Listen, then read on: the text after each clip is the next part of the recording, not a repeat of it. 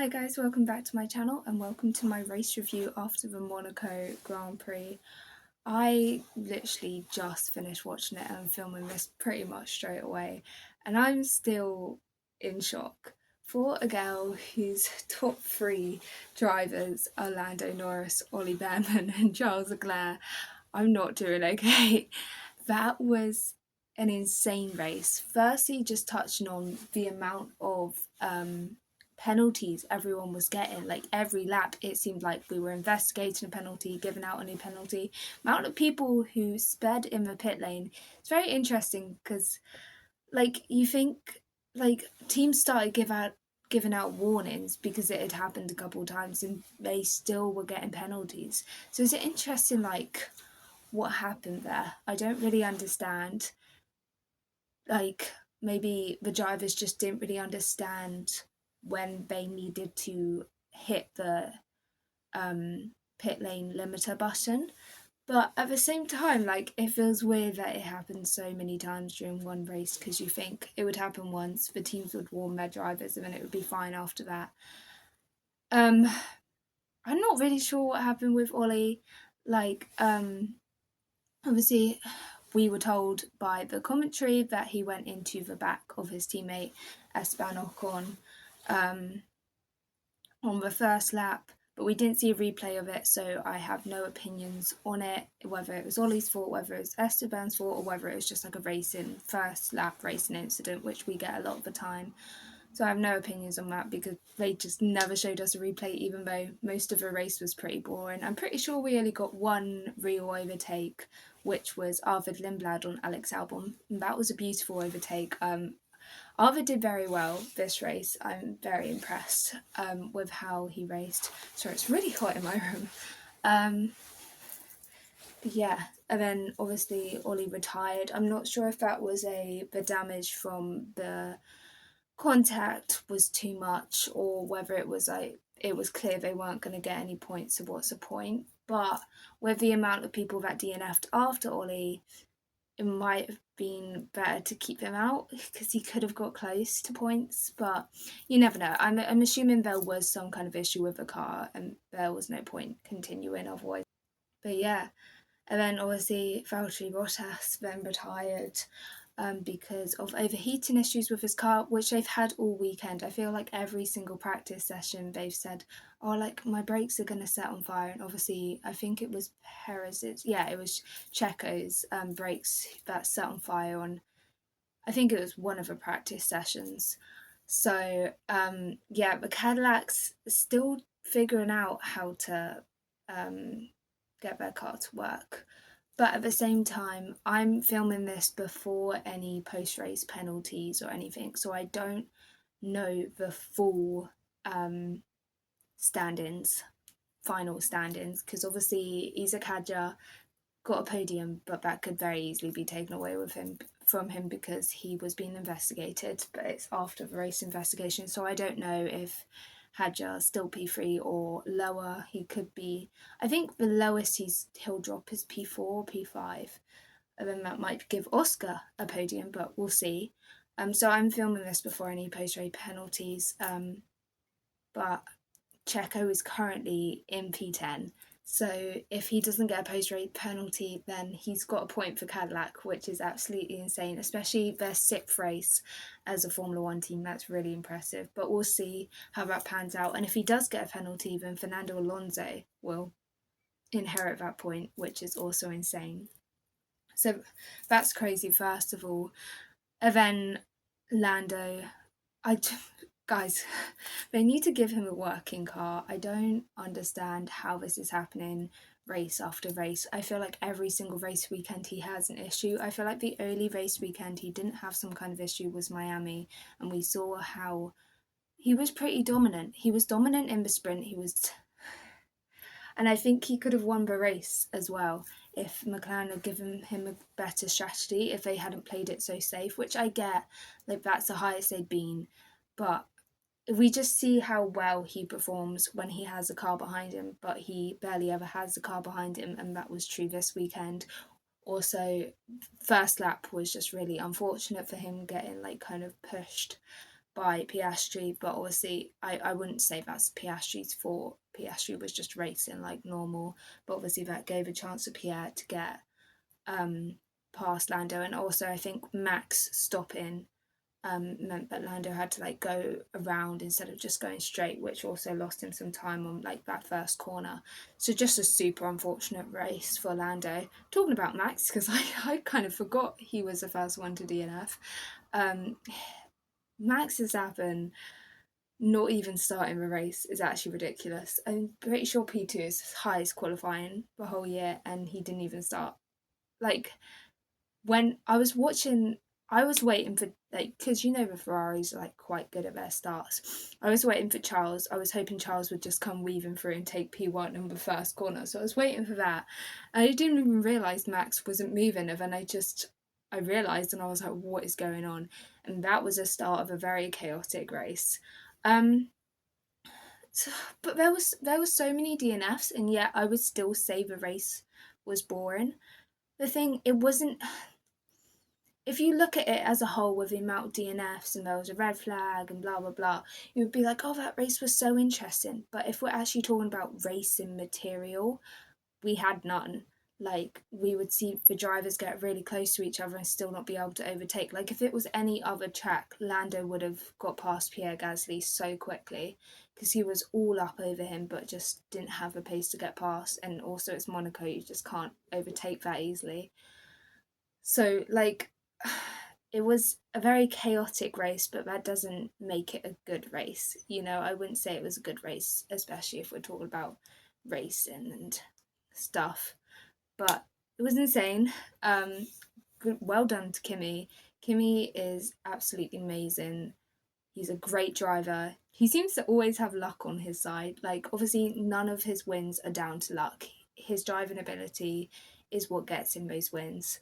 But you have to say he has quite good luck because all of the other drivers seem to have something wrong with it. Like George, even George has DNF'd. George got so many penalties this race. Like, and Kimi just doesn't seem to be affected by any of that. Like, he seems to just like kind of breeze through a race. Like, obviously he has so much skill to get him pole in the first place, which allows him to then win the race. But he just hasn't been hit by any bad luck, which is kind of insane, especially because it's new regulations. But I think it will be quite hard for George to catch up to him now. Obviously, it's never over till it's over, but George didn't even finish in the points, which is insane to say. Like, I don't know. I think Kimi's pretty untouchable right now, and he must have a lot of confidence now. 5 wins in a row is insane. Um, but yeah, the Lance Stroll and Charles Leclerc crashes, they both blamed it on their cars, but I think when they rewatch what happened and see the loose road, they'll probably rethink it. It could still be a bit of their cars because like they're the only two who got caught out by it, but still, that, or when Charles went into the wall, when I saw Charles' name start dropping down, I was like, oh my god. Like, anywhere but Monaco, he has such bad luck. Like, that one win in 2024 is the only good luck he's ever had in Monaco. It's actually insane how bad his luck is. Um, just all of the DNFs, actually insane. And then Carlos got hit by Nico and then got hit by Franco like 2 corners later. Everybody had such bad luck today. Like, everything was happening and yet no racing was happening. You get what I mean? Like, there were penalties left and right, crashes left and right, and just no racing. So it was a very weird one. Definitely an interesting Monaco race, but just not the kind of race I really want to watch too often. But I think I might be biased just because my favourite drivers all DNF'd. So, but let's get into my predictions. I have put it off a bit because my predictions are actually rubbish this week. Because I said that George Russell would get pole. I have no idea. I know, I do remember why I backed George. I think I backed George because he has more experience around Monaco, and Monaco's a very skilled track. And I know Antonelli's a very, very skilled driver. I just thought if George like is going to bounce back at any track, I would have thought it would be Monaco. but clearly not. He didn't do well in qualifying, and Antonelli obviously did amazing. Antonelli got pole. Um, but yeah, I really expected George to bounce back this weekend, and he hasn't. So I'm now gonna look. I think if George were to bounce back any track from now on, I think Silverstone is the one we should look at because it's his home race. There's gonna be extra motivation, but I could see Kimi winning every single race from here on out. Which isn't great for the sport, but obviously it's great for Kimi, and I do see him being world champion. But I never want to make predictions too early on in the season because, again, like I said, it's never over till it's over. But I said P1 would be George because if you get pole and you manage to hold that position into the first corner, you're going to win, which is what happened with Antonelli. So he got P1. I had put Antonelli as P2 because even if I had predicted George to win, I knew Antonelli wouldn't be too far behind. Probably never would be off the podium unless he'd like DNF'd or something. But yeah. And then I said Leclerc P3. And listen, going into like FP1 and FP2, when I was watching it, I was fully convinced Leclerc was going to get pole and then win. But I don't really know what happened to their qualifying. They seemed to lose some of the pace in the car, which was super unfortunate. Or maybe Mercedes just found the edge that they didn't have in the free practices. But Leclerc DNFing when he could have probably got P2 at the most, but probably a P3 was so painful. Obviously, P3 is currently Isaac Hadjar, P2 is Lewis Hamilton, but P3 might change to Oscar Piastri, but we'll see. We'll see. You guys will know once I've uploaded this who P3 actually is. And then I made a couple of surprise predictions. I said an experienced driver will crash during quali. They didn't.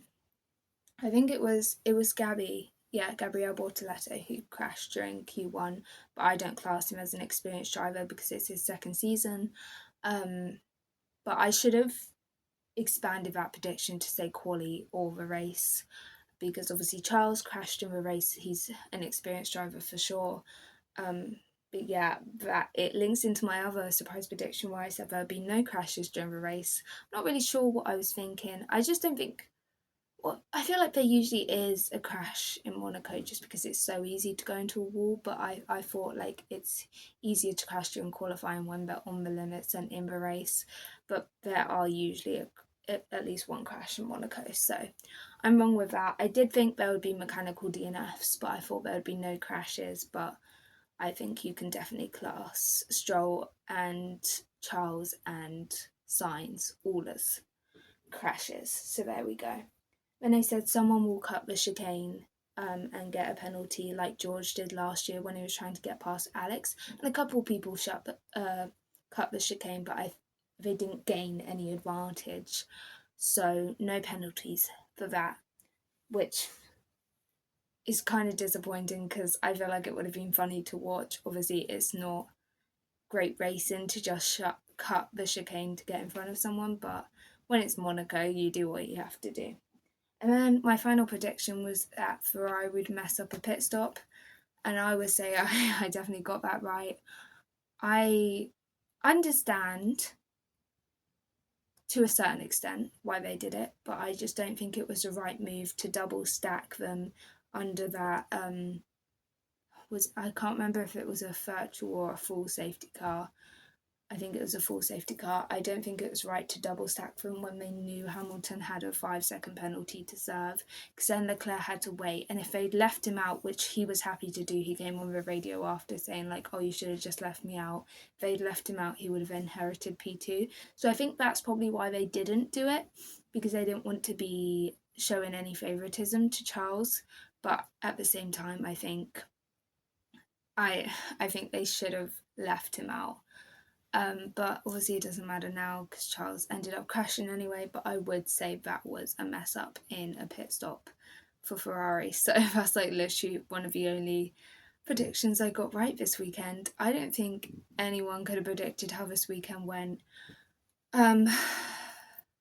I honestly could do with a week break before Barcelona, but at the same time, I'm kind of happy it's so soon because we can just erase this race from our mind. If Kimi wins in Spain, I think we will see how the rest of the season's gonna go, but who knows? Everything can change at the drop of a hat, as they say. I really hope they fix Lando's car, but we will see how Spain goes and who can rise to the challenge of Mercedes and Kimi Antonelli. I don't think anyone is going to be able to, at least not with like this short of a break. Maybe after the summer break we'll see some progress with other teams, but then I think we'll also see progress with Mercedes, so it won't really matter. But I think going into, I think we have 5 races in the next 7 weeks, so I definitely think there won't be much change in orders just because teams don't have too long to make changes between races. But it'll be interesting to see how Spain goes. I will be posting my prediction video for the Barcelona Grand Prix in a couple of days or tomorrow. I don't really know, but obviously before the Grand Prix. So like and subscribe if you want to see that. Thank you for watching my debrief video. What a crazy Monaco Grand Prix, and I'll see you around.